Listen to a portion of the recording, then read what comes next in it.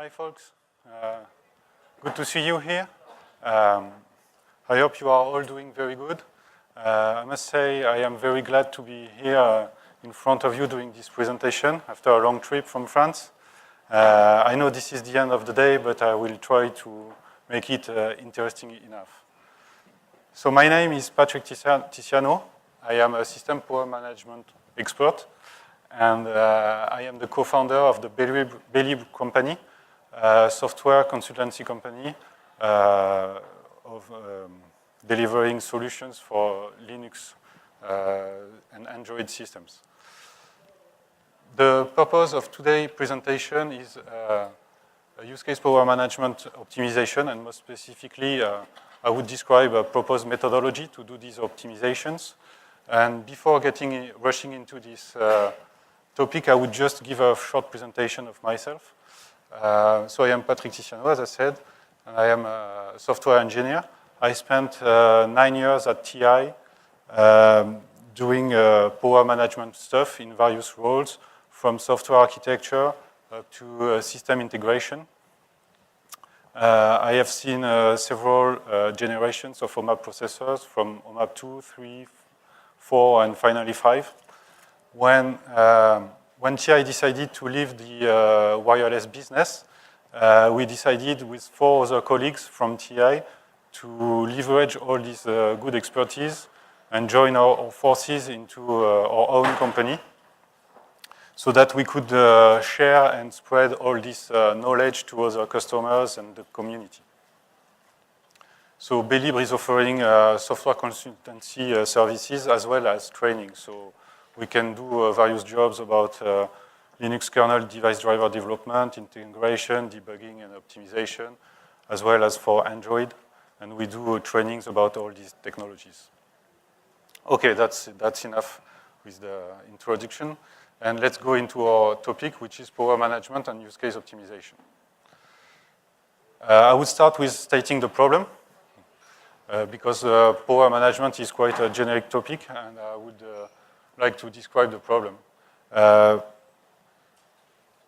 good example is that today doing power management on embedded devices is a little bit like asking a Corvette or a Mustang to consume as much power as an economy car, like Austin Mini or cars like this, but still keeping the same level of performance of a Ferrari.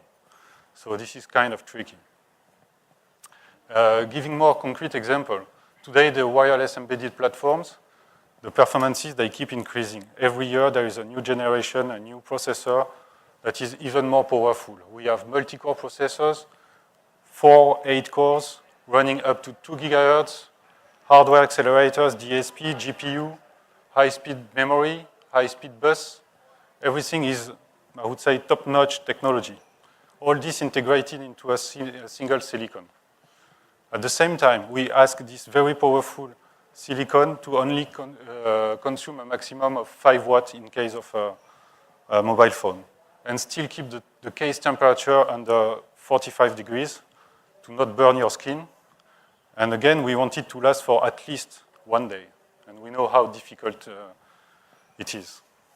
So yes, the power management is clearly today one of the number one critical elements.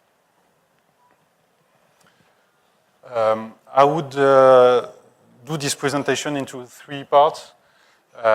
First, I would describe some what we call KPI, or key power indicators. That's statistics, data that are allowing us to understand what's happening on the platform and if the power is performing good or not. After this description, I will propose you a methodology to do use case power management optimizations. We will give some good practices, examples, and we will also describe an example of an optimization, or at least an analysis of a use case. To conclude, I will give some final thoughts and recommendations. So let's start with the first part, description of the KPI. So what is a KPI? So it stands for key power indicators, which means statistics profiling platform activities that are relevant to power management. So clearly, this is any data that you could collect from the kernel or the middleware that will tell you what's happening on the platform, how much performance it's using, and how much power it's drawing. Maybe the most obvious one, the first one, the running clocks. So again, the system on chip are very complex piece of hardware with multiple peripherals being embedded into a single die. Each peripheral usually has its own clock running at different speeds. And we have to make sure that at any time, only the necessary clocks are running, and they are running at the right rate. So it's very important to track this. Because if you have clocks that you are keeping clocks running but not using it, it's just a waste of power. And also, due to hardware dependencies, it's possible that this very small clock that is kept running also prevent other power resources to be shut down.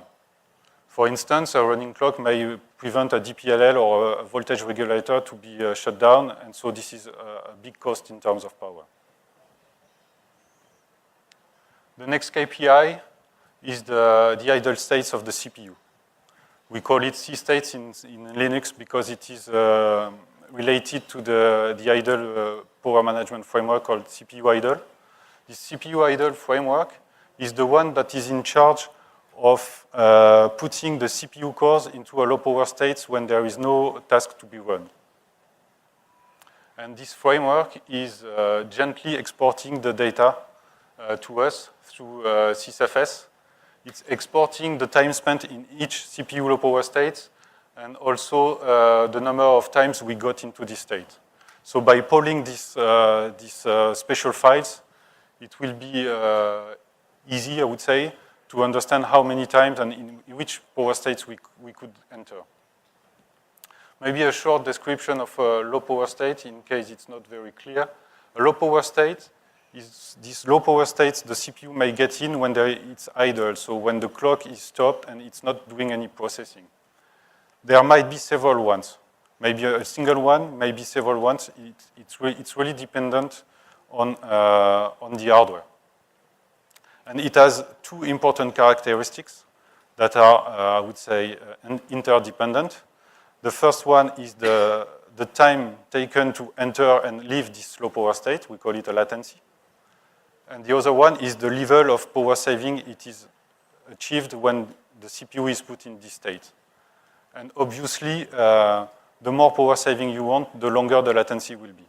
So the policy of the CPU idle framework is in charge of predicting and selecting the best low power state based on the available idle time. So we describe the states the CPU was in when it's idle. We have the same for the CPU cores when it's actually active and when it's processing. We don't need the CPU to run at full speed all the time. It's not necessarily because sometimes some tasks requires less processing. So to save more power, the Linux kernel includes the CPU Freak framework that is in charge of dynamically setting the OPP of the CPU core, so typically the running frequency and voltage, dynamically depending on the CPU load. The purpose being to provide a clock speed that is just enough for the particular task, without degrading the user experience. So it's very similar to the CPU idle states. We will have exported via sysfs two important files that will tell us how much time is spent at each CPU speed and the number of transitions between these speeds. And this is important because it may help you understand the profile of the activities running on the platform. Maybe it's something smooth, so there will be not a lot of transitions. Maybe it will be bursty, meaning a lot of OPP transitions. And this will help for further debug.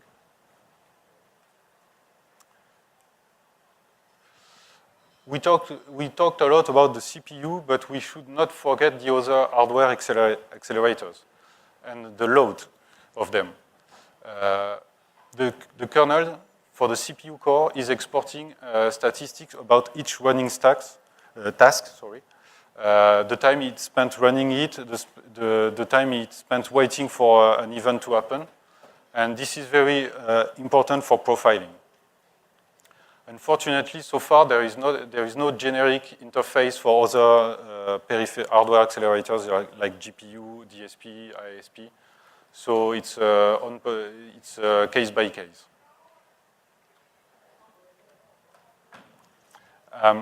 We talked a lot about profiling activities and CPU processing. We should not forget the memory bandwidth.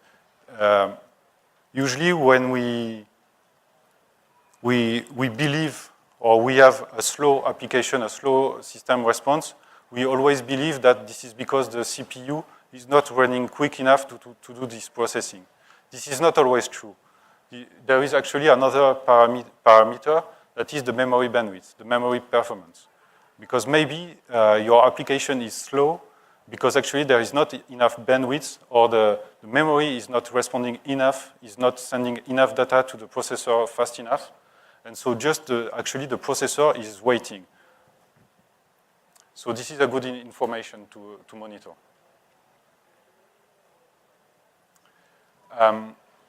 The peripheral activities can be monitored via CPU interrupts. So these interrupts, that's signals sent to the CPU cores from peripherals to tell it to do some special action. And it is asynchronous events. So this is something that we cannot predict, or at least the scheduler is not. And this is very important because the fact that the CPU cores are being interrupted, it means also that they may be woken up. Like maybe when these interrupts are firing up, maybe the CPU was sleeping, was in a low power state, so saving some power. And also another parameter that is important about interrupts is the interrupt rate. Because if the rate is too high, the CPU idle policy will decide to not go into a low power, very low power state because it knows it will be interrupted. And so in the end, the power saving are not as good as expected. These interrupts are a good root cause for usually performance degradation. Similarly to the interrupts, the software timers may impact the power consumption and the performance of the platform in the same way by waking up, interrupting the CPU processing. And the last KPI I would describe are temperatures. Maybe it's not so obvious to you, but actually it is maybe as critical as the other ones.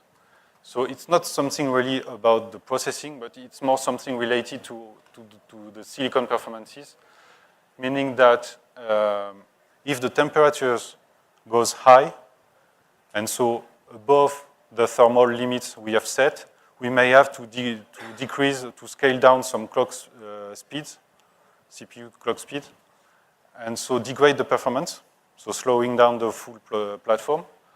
But also, due to specific characteristics of the silicon, we may consume, for the same job, more power. So the same application run at 10, 30, or 90 degrees does not consume the same power.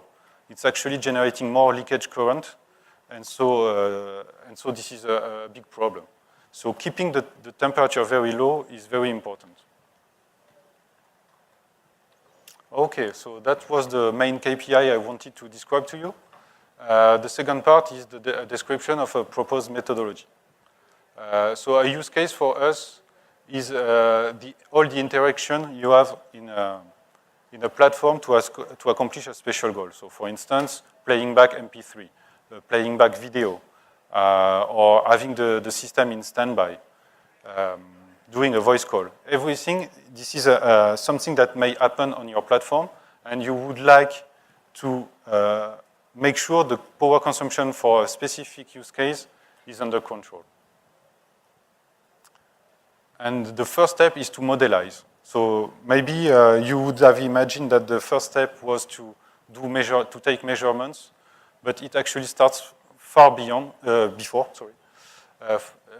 by doing a modelization. Maybe you don't have the silicon yet. Maybe you don't have your platform ready, available, but actually you need to do a model of the power consumption of your platform. This is very important because this is something that will help you define power targets. When we talk about optimization, it's always about reaching a target. If you don't have any target, you cannot optimize because you don't know where you are going. Maybe you're good, maybe you're wrong, you don't know. So this is why you need to define targets. And to define targets, you need a tool to estimate a power consumption for a given use case, and then after try to make it real. And this is the purpose of this power model. So power model may be as simple as an Excel sheet where you put the KPI you have collected, and it gives you, by some computation, a power consumption. But it may be also much more complex than an Excel sheet. It may be a full software. It can be as complex as you want. Okay, so I would say this is only paperwork, and you have a model. Now you need to put things in place to be able to do the measurements that will confirm or not this model. And this is the instrumentation phase, both from a software perspective and a hardware perspective. So from software, it is usually putting trace points in the kernel, in the frameworks, putting in place scripts to reproduce exactly the use case you want to monitor, potentially developing some user space tools that will allow you to do KPI collection and post-processing. We will see an example of such a tool later on. From a hardware perspective, it is to use lab equipment to do high-resolution current sensing, put resistors at the right place on your platform to measure the relevant rails, put temperature sensors both inside the silicon or externally, eventually have hardware trace capabilities, and also embed power measurement capabilities in your device directly. That's the best we can have, and it's not so easy to have. Okay, we have put instrumentation tools in place. The next key step is to automate all this data collection and processing, because the power measurement phase may be very boring and long. It's not very interesting to do tons of measurements again and again all the time. It's better if we have a script or some tools that will do it for you. There is no intelligence here except the automation scripts and tools. And also, this is very important because we are out of the digital world. We are in the analog world where the power, the voltages, and the current we are measuring, these are analog values. So from one measurement to another, there will be variations. This is inherent of the analog world. So that's why we need to repeat these measurements several times to make sure we are doing the right thing.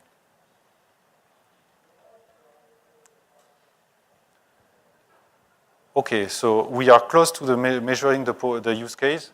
We have still another phase, which is to characterize the CPU, I would say, raw power characteristics. So before talking about a use case, we need to know our CPU or platform, how much it consumes in a static situation, so when the platform is idle, or in some benchmark, or taking some benchmarkings to know how maximum it can consume in a dynamic way. So by this I mean measuring the consumptions of the IOs, of the dry stuns for the CPU. For the GPU, maybe running some GL bench. The memory consumptions, the peripheral consumptions. We need to know this because it will be actually needed to assess the power model.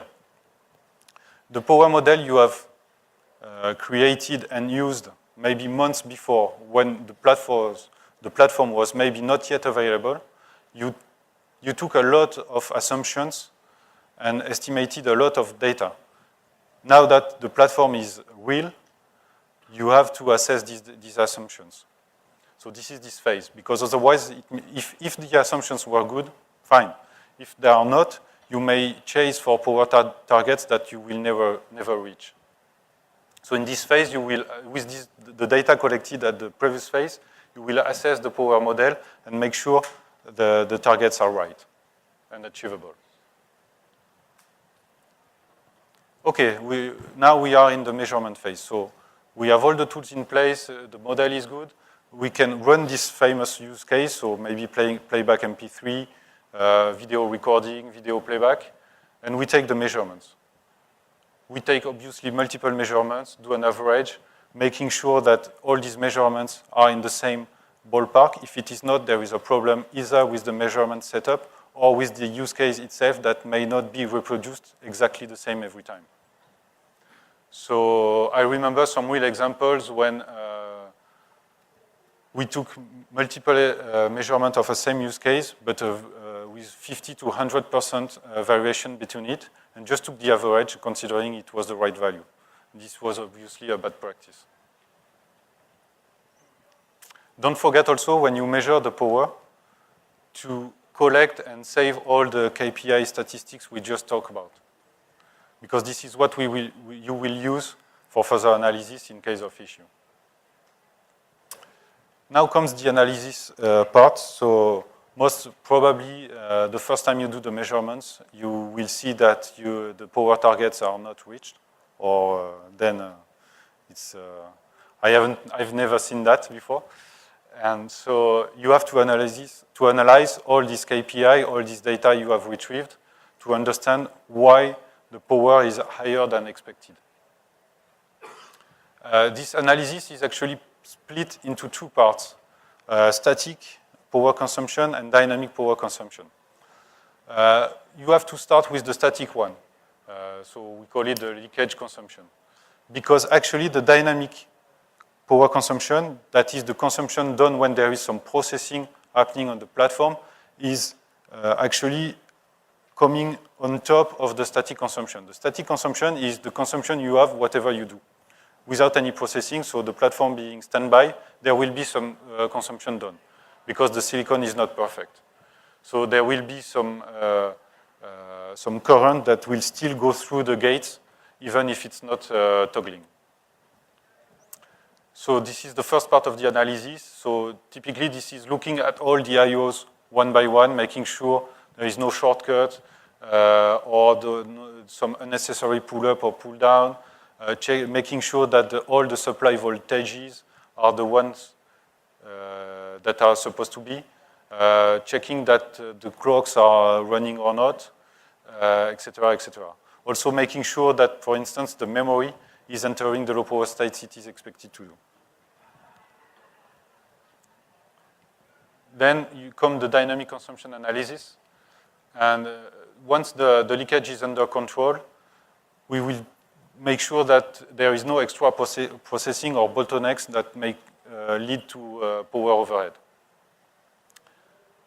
So this is, by extra processing, it's not only about the CPU, but it's also about the GPU, the hardware accelerators, again, checking the voltages because the OPP may have changed depending on processing loads, interrupt rates, low power states, sleep durations, etc., etc.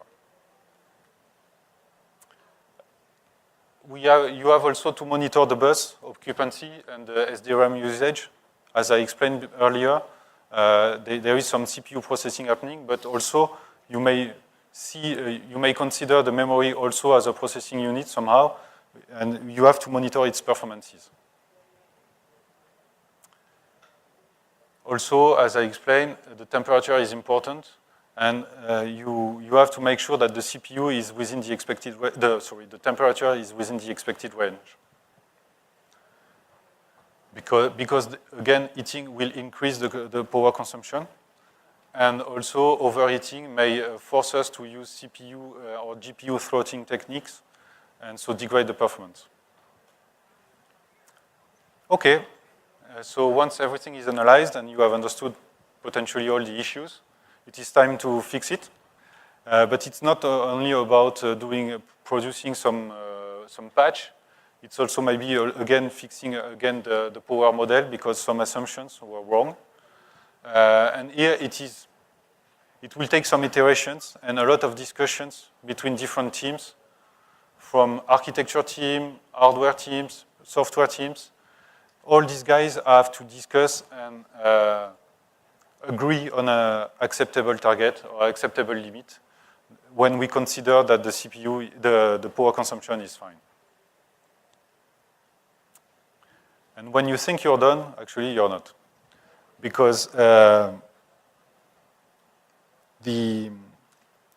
is not a single one release. Every month, every time there is a new release being done, and maybe some patches fix some issue from a feature side, but actually degraded the power consumption. And so we have to make sure that all the good job we did once is not broken later on. So it means that you have to put some monitoring in place, and so again some automation tools to, for each new release, take power measurements and make sure it's not diverging again. Okay, so some concrete example. It was a lot of paperwork and description. Maybe a good example of an analysis is needed.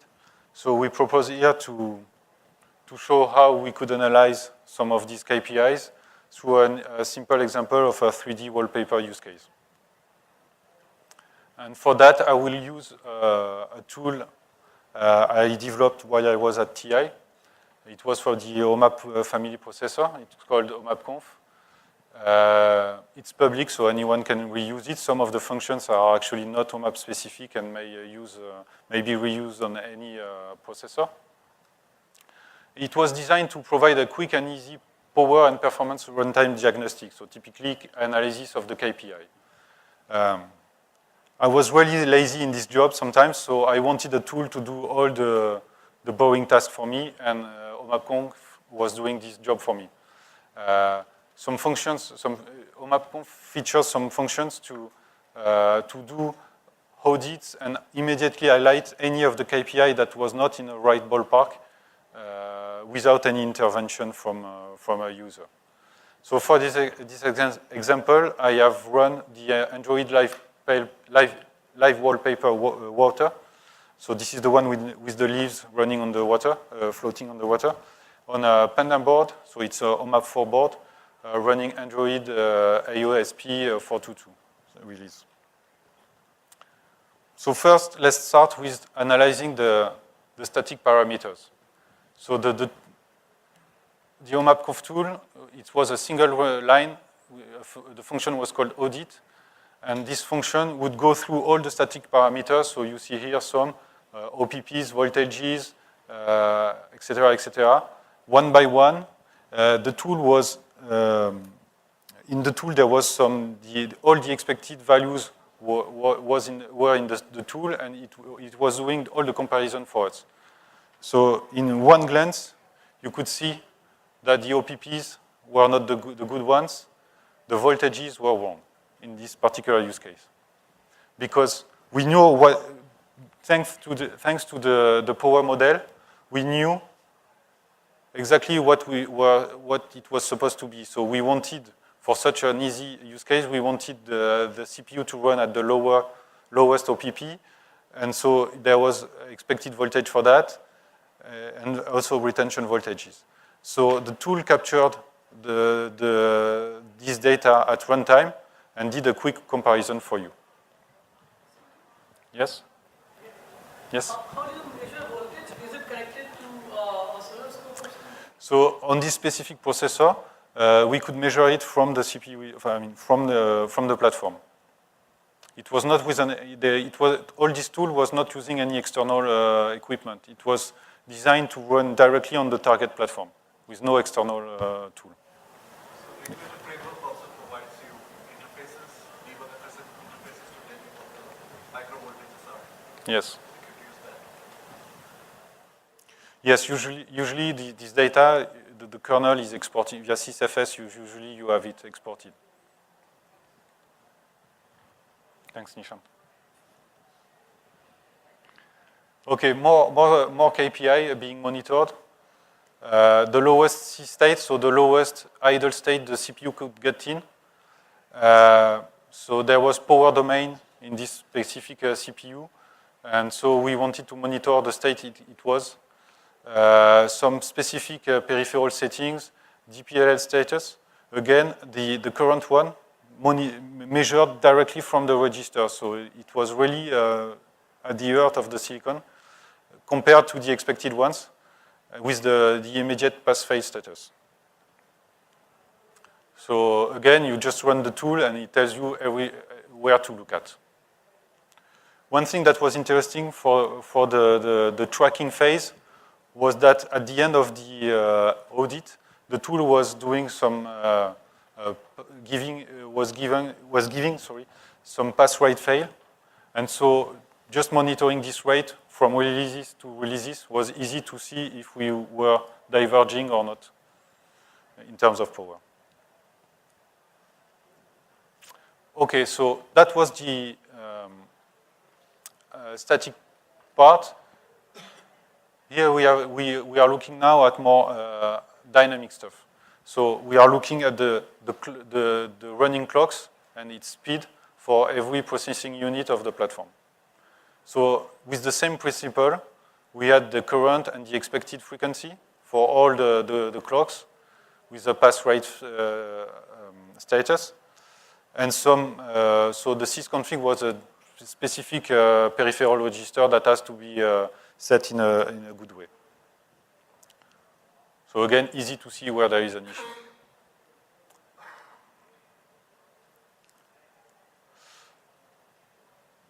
Here we are looking at other KPIs, KPIs that are more dynamic. So here, actually, this command was running here for 15 seconds with a delay, initial delay of 3 seconds.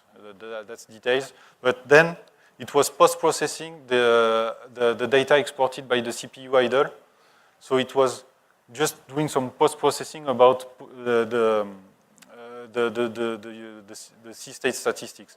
So we could see immediately the time spent in each C states, how many times it was entered, and the proportion. Same things for the CPU freak framework, so the OPP and DVFS power management framework. So we had the time spent in each OPP and the number of transitions.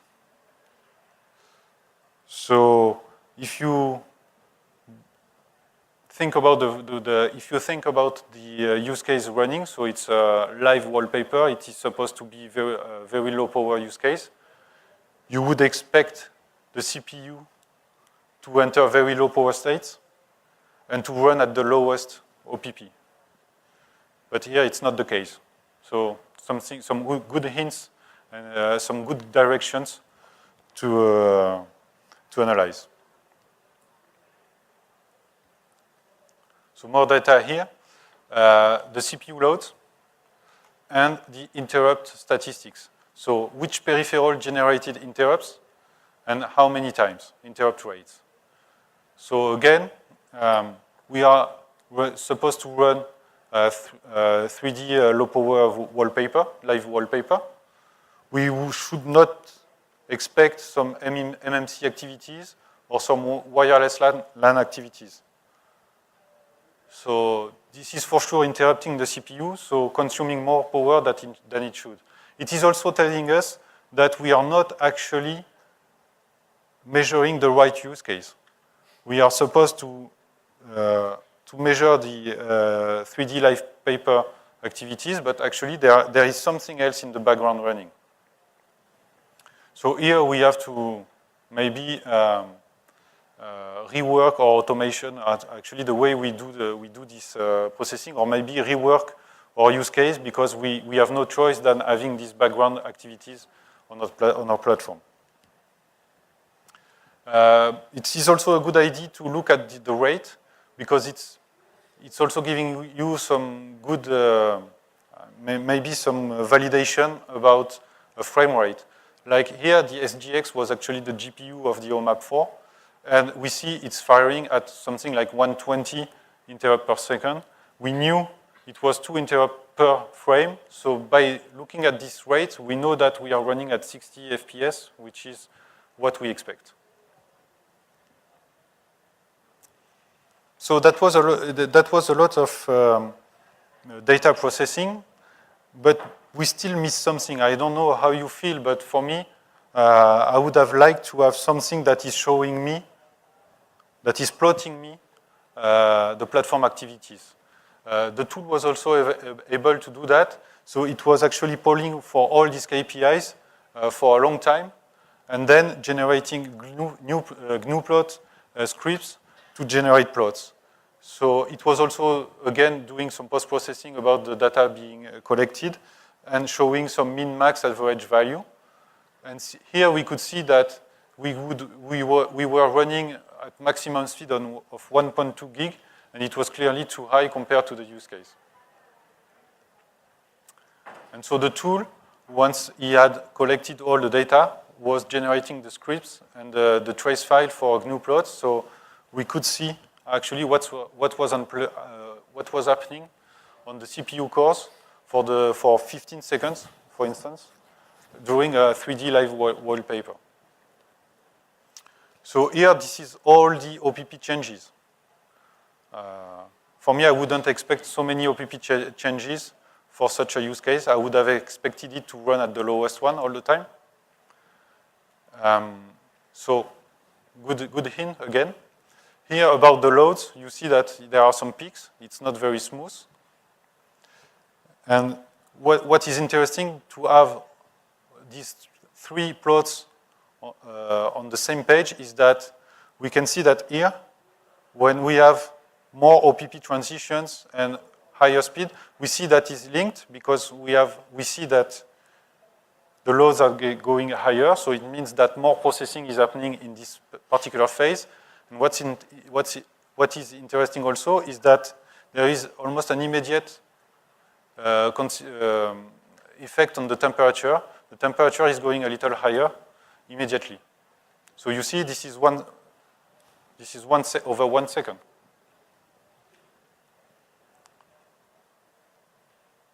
Okay, so that was, you could see with this example, all the direction you could find by collecting this KPI and by developing tools to collect it automatically for you. Yes? For the OMAP conf, Yes? what kernel support we need to use it? Which kernel version? I mean, I can use it directly using any kernel. Yes, it's a pure user space application. But I see some specific kernel like OPP. Yes. Like, well, no, it's actually post-processing the CPU freak data. You know, CPU freak framework is exporting some files in the CCFS. So actually, the tool is only polling these files and doing the post-processing for you. So obviously, if you have not enabled CPU freak in the kernel, understand. okay. Like TPU, we also need to export the OPP, use OPP for TPU to provide the interface for the OMAP, right? Yes. Any other things we need to enable? Well, actually, if it's not finding it, it will skip it. Okay. It's also a framework for DevFrec. DevFrec. Yeah. Yeah, DevFrec. DevFrec has its own statistics information. Yes. So we can also use DevFrec for TPU. You'll have to modify the tool to use DevFrec statistics, but it can be done. Now, there are standard tools like PowerTop, which actually collect the standard CPU flag data. You could probably do additional stuff on top of the. So you just pass the kernel, what kernel Yes, yes, yes. Yes? What's the footprint of OMAP? I mean, how can we rely on the reserves? How much usage OMAP conf itself has? Yes, so it has a little overhead, but it was designed to be as minimal as possible. This is software done, this is some software processing. I tried when I designed it to put all the post-processing after the data collection. So typically, when collecting the trace, it was only polling the CSFS files. That's it. And then afterwards, all the processing was done. How often? So, excuse me? It was configurable, but it was some tens or hundreds of milliseconds, something like this. It was configurable. But yes, it was, I think it was maybe 100 or something, because you don't need to poll so much. Okay, the OPP changes, they are not going to happen every millisecond. So you don't need to poll for it every millisecond. And you're right, if we were polling too fast, the overhead would be not negligible, and so the tool would be wrong. Okay? Okay, yes? Last one. Anything similar for Freescale processors exist? I don't know. I'm not sure. But some of the trace, you may use it for Freescale. Any function from OMAPConf like this one might run on different on other CPUs. Yeah, not the clock side. Yeah, obviously, yes. Yes, yes, yes. The generic stuff like this, like everything that is around, that is related to CPU freak, CPU idle, it's generic. Okay, it is time for some final recommendation and thoughts. My first one would be to anticipate. This is, I think, one of the most important ones.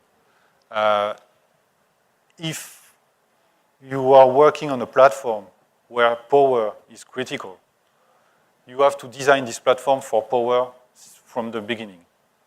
If you design everything, you got the silicon, you got the hardware, the PCB, etc., and then you find out there is a power issue, it's too late. Because you will not have put the right tools in place to help you understand.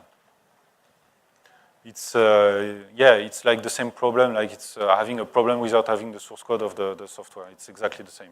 You are completely blind. So that's why it has to be done from the beginning. So putting sense resistors in the right place. Eventually putting power measurement capabilities in the power companion chip. Putting hardware debug logic. Instrumenting the software, etc., etc. Hardware has to be partitioned for power. You shouldn't build a house with a single switch. So that means that each and every peripheral should have its own clock with a switch to control it. When you have highlighted different use cases, you should group peripherals related to this use case together under a same power switch, so that when this use case is not needed, you just turn off the power switch and all these unnecessary IPs are off. And use as much as possible retention techniques to reduce sleep and wake up latencies. Because really what is key is the voltage. The power consumption is proportional to the square of the voltage. This is actually, we usually talk about clock speeds, but it's actually not a problem. The problem is the voltage. The higher the voltage is, the higher the consumption will be. Reducing the clock speed or scaling up or down the clock speed without scaling together the voltage is of no use. It may actually degrade the power consumption because the same processing will, for instance, if you divide by 2 the clock speed of the CPU, the same job will take twice longer to be done, to be completed. And so, which means that all the voltage regulators, the clocks, will be running twice longer. And so potentially you will consume more power.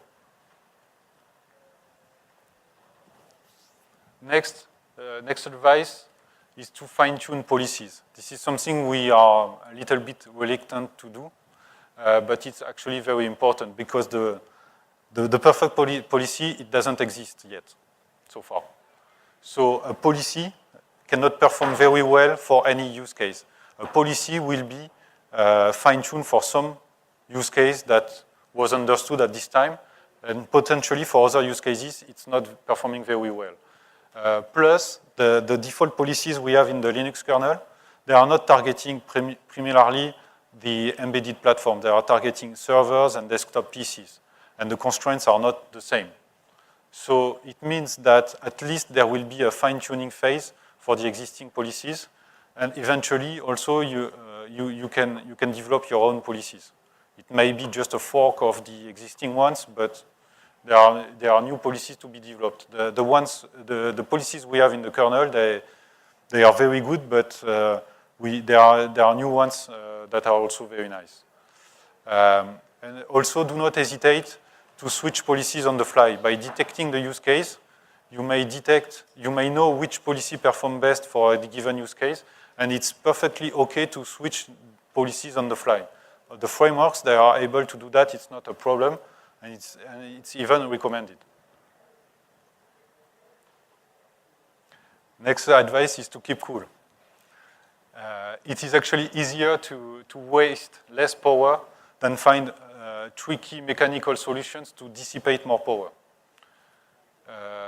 We are not PCs, we are not the servers, so there is no heatsink, no fan, just a case and your skin. So the constraints are way more strong, and we have to try to not waste at maximum.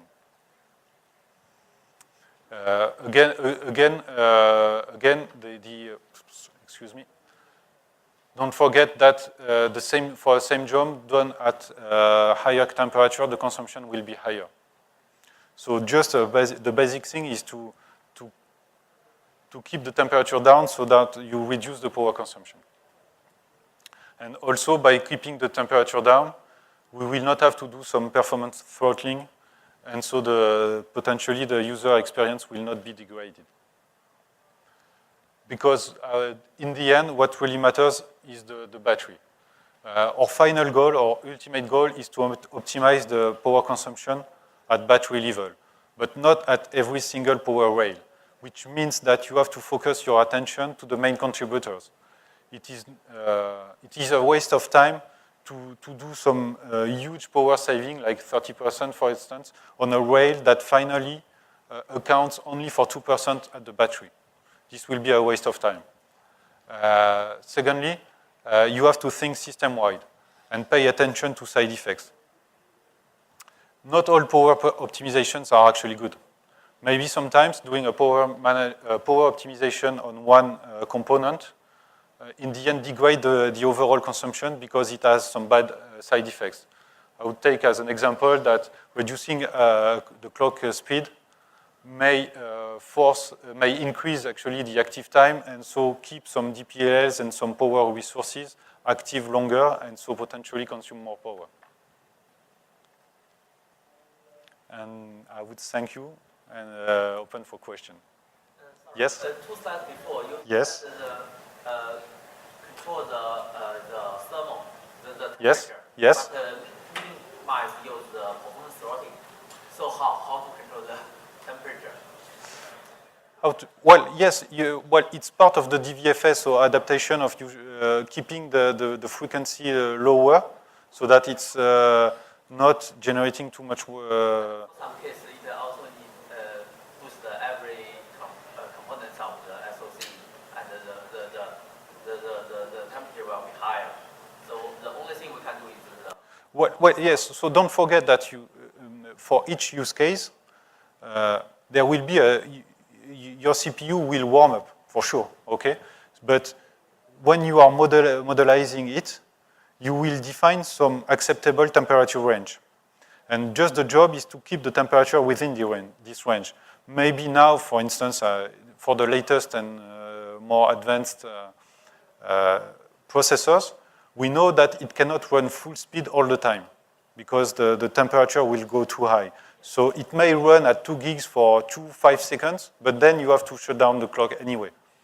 So just the goal is eventually to try to minimize this impact. Another question is about the power modeling.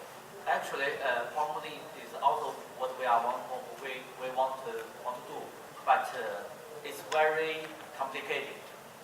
It will include a lot of things, like as you said, the CPU, GPU, memory, interrelated to the frequency, voltage, temperature. Yes.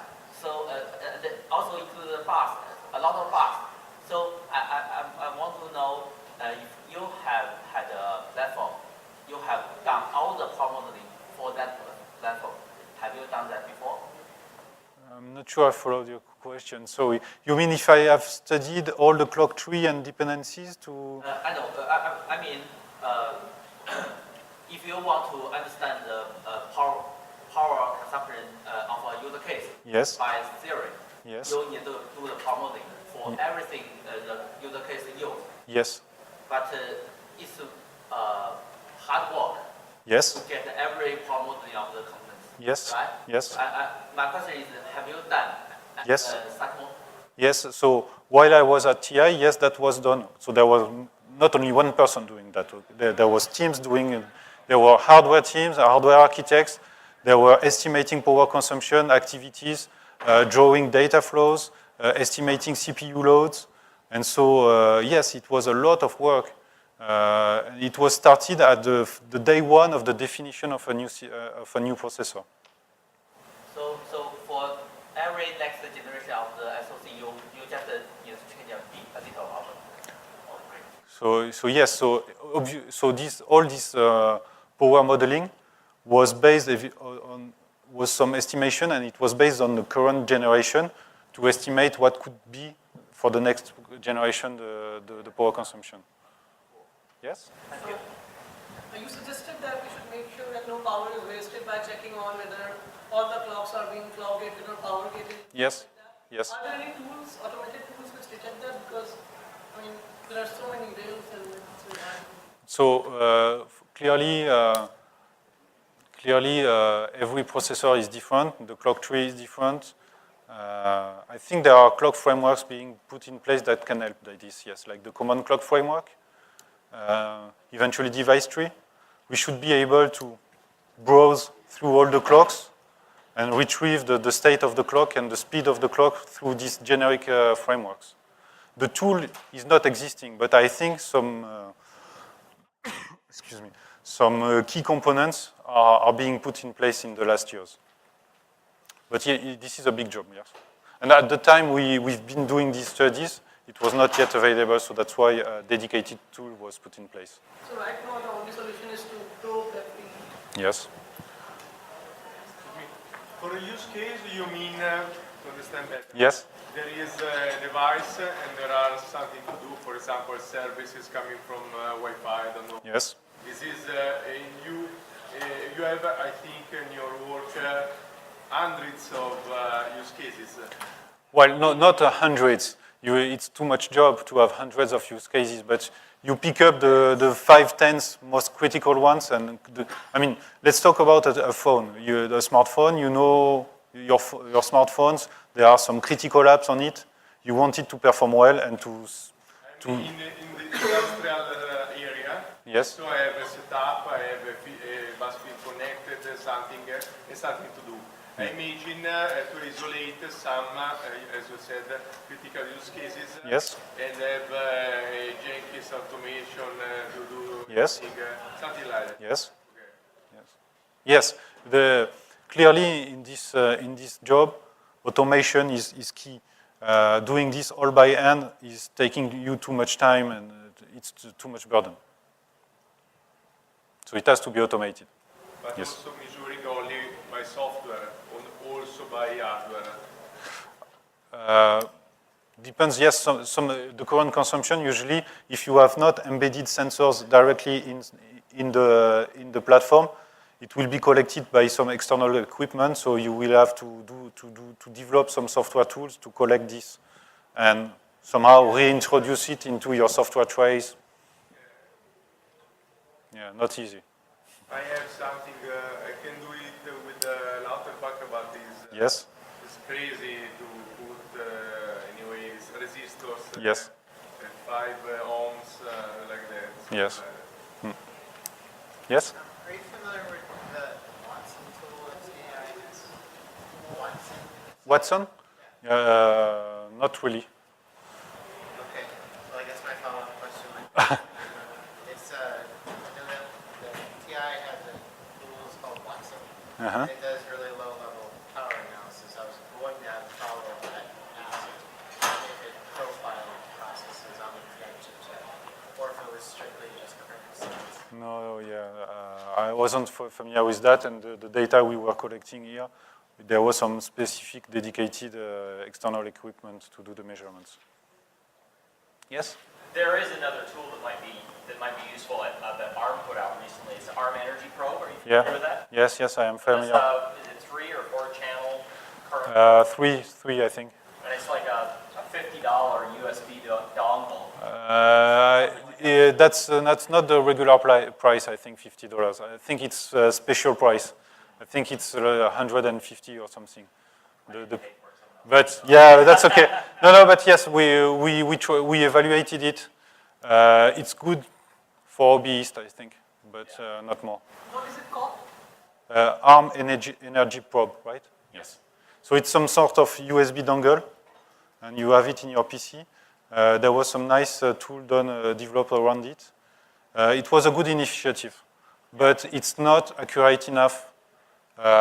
Where we were doing these measurements on OMAP, the idle consumption was something like tens or hundreds of microamps, and clearly this was not acceptable. This was not accurate enough solution. I think what it's good at is doing the higher frequency stuff. So if you want to see a function within an application, it may not give you an actual value, but it'll give you a relative. Yeah. That's something I used to tell people is that, okay, accuracy is not everything. Sometimes we don't care really about accuracy, but more about, how do you say, you want to have the profile. You don't care if it is 1 milliamp close or not, but you just want to see the profile. The thing is that, yes, so you have to keep the same accuracy everywhere, but yes.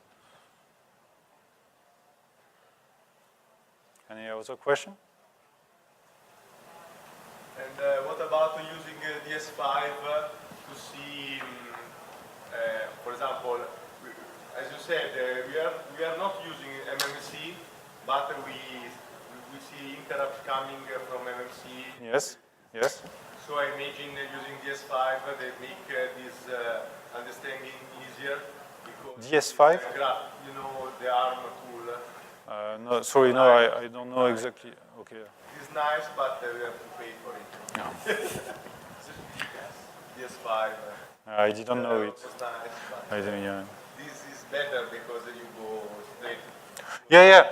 So don't take this tool as the ultimate one. I mean, it was just used here for the purpose of this presentation, and we used it quite a lot while we were at TI because there was nothing else typically, and it was doing a lot of job for us. It could be automated, included in scripts, and it was free. Okay, if no other questions, then thank you very much, all of you.